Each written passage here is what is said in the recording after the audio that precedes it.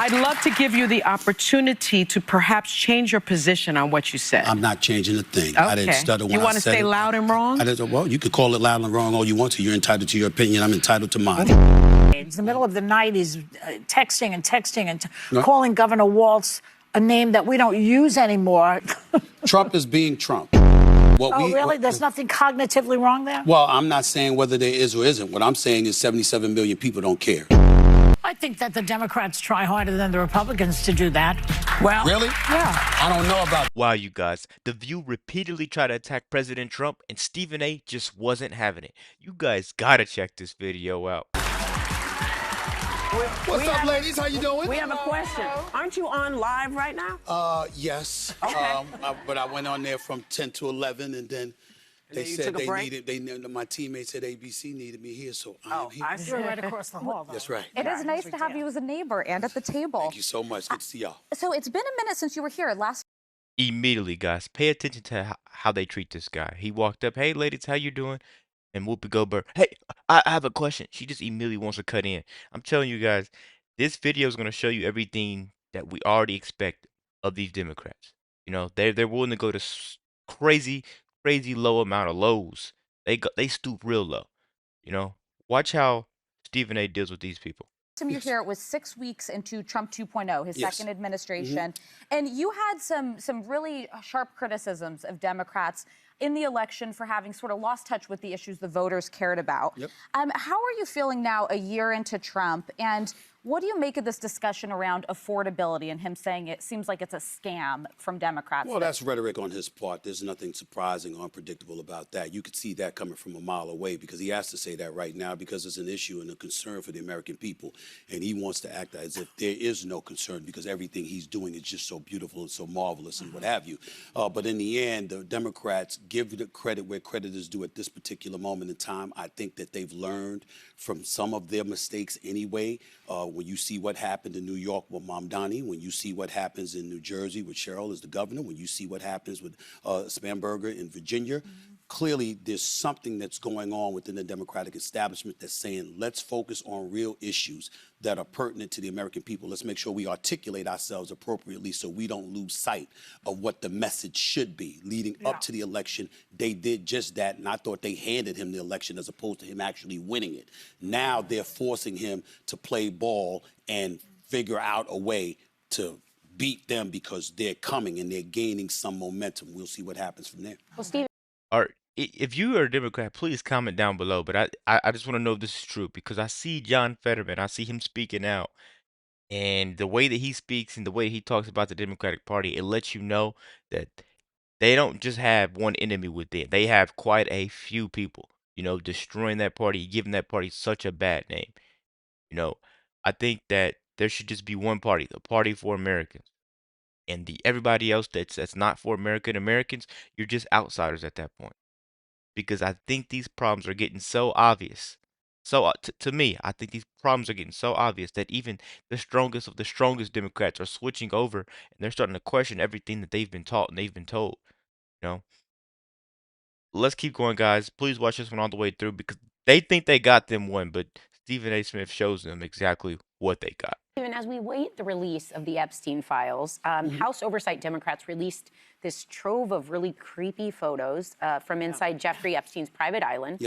So I want to ask you, is this the tip of the iceberg? What do you think the Trump administration will actually and ultimately release? And if they have nothing to hide, why did they fight so forcefully against this? Well, I'm suspicious. I'm suspicious in terms of, you know, the hesitancy in releasing the Epstein files, particularly when it's something you campaigned on. So I think in that regard, fine. But I also believe that there are people that have seen the Epstein files, and if there was something directly incriminating about Trump, it's something that would have been, we would have found out about it before the election because every measure would have been exhausted to make sure he didn't return to the White House. I do believe, however, when you have power brokers in place, what happens is on both sides of the aisle, it could be people in those Epstein files that can be severely incriminated, obviously. And Well, they protect each other. Well, they protect each other. And So you don't think Trump is in the files? I mean, he was mentioned over 1,000 times. I'm not saying he wasn't in the file. It wasn't in the files. I'm saying that if it was something really incriminating against him, I think we would have heard about it by now.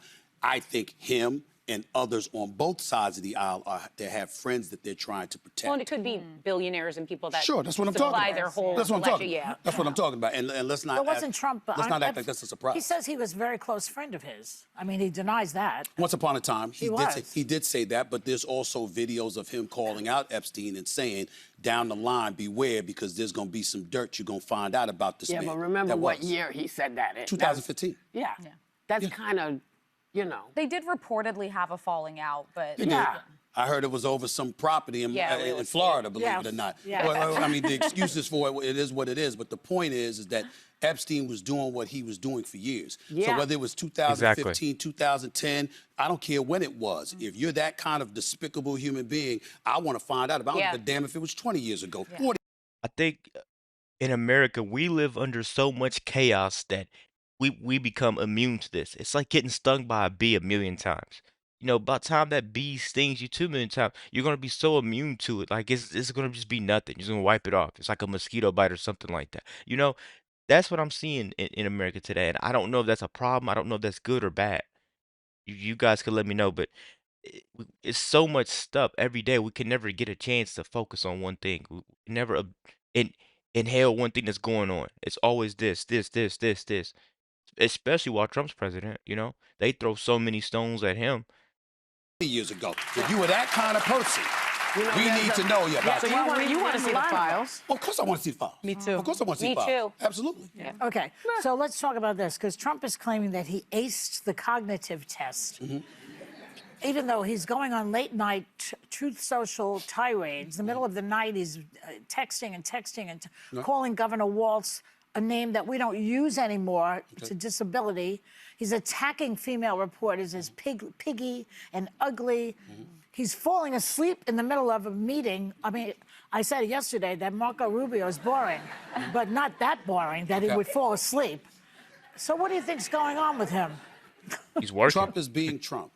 Really? There's nothing cognitively wrong there? Well, I'm not saying whether there is or isn't. What I'm saying is 77 million people don't care. They voted for him. And those same 77 million people Is it will still do it that again. number? They would do it. Well, you could say that it is or isn't, but the point is he's the president of the United States. Despite the onslaught of stuff that was coming his way, he knocked off folks in the Democrat. So Joy Behar just interrupted him. He said 77 million people voted for him.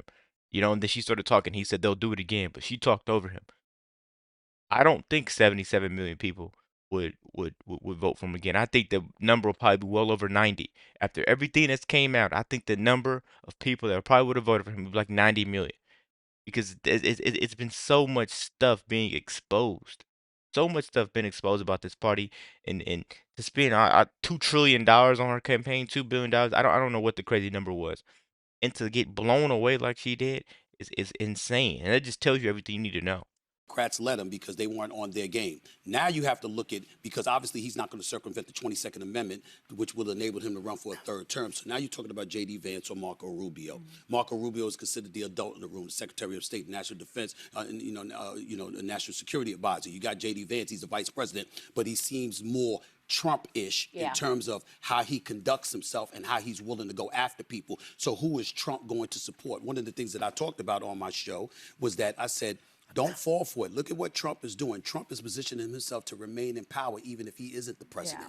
He wants to make sure he maintains that level of influence. And so because of, when you see what he's done with the Honduras president, letting him out, pardoning him, even though the man is alleged to assist in funneling 400 tons of cocaine into the United States. He was serving 45 years. He was serving 45 years, absolutely. And you let him out in the same breath. You're bombing people in the Caribbean for the very thing that you said was a problem. Well, let's talk about the bombing. He's doing what he's doing, but in the end, what it comes down to is that you're going to have to beat him because he is going to make sure he dictates who his successor is going to be. If he stays away. Anticipate he's going to be away. My friend, I want to talk to you about the Anticipate. bombing, my friend. Yes. And some things that you recently said. You know I like you, right?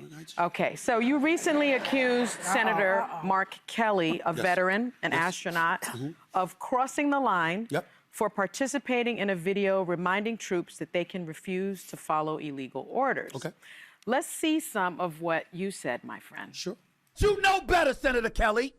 You know better.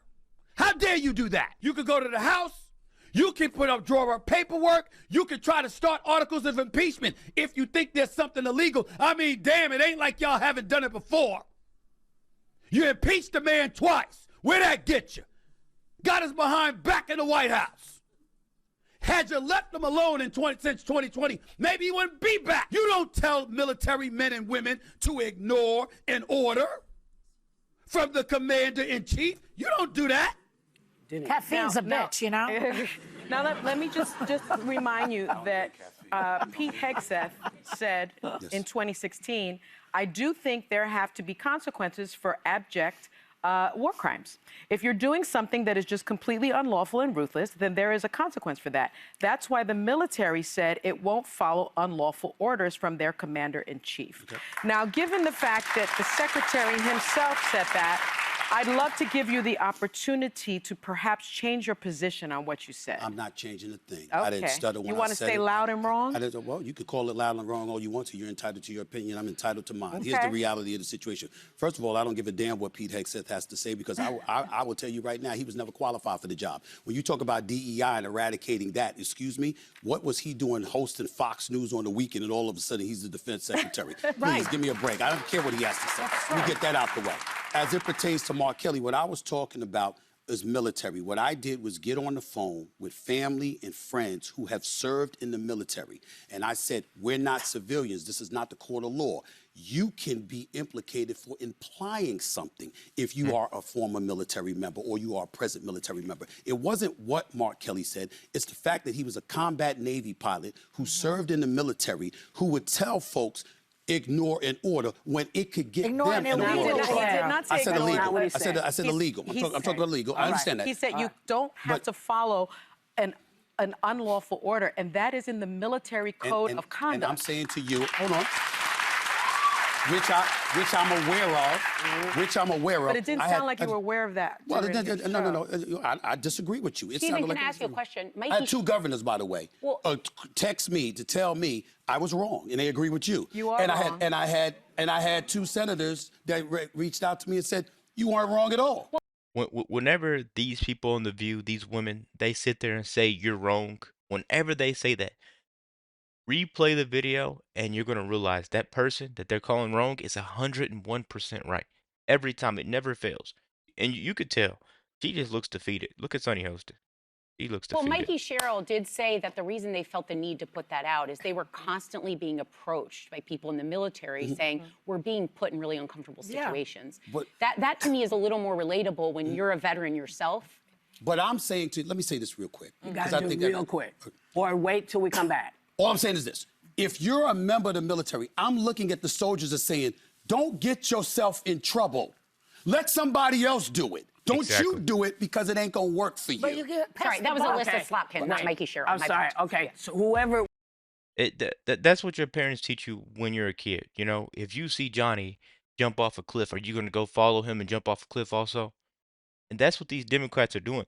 They're the type of people that are like, yeah, we're going to jump off the cliff because they seem to stick together only when it's something wrong. Only when it's something wrong. That's the only time they stick together.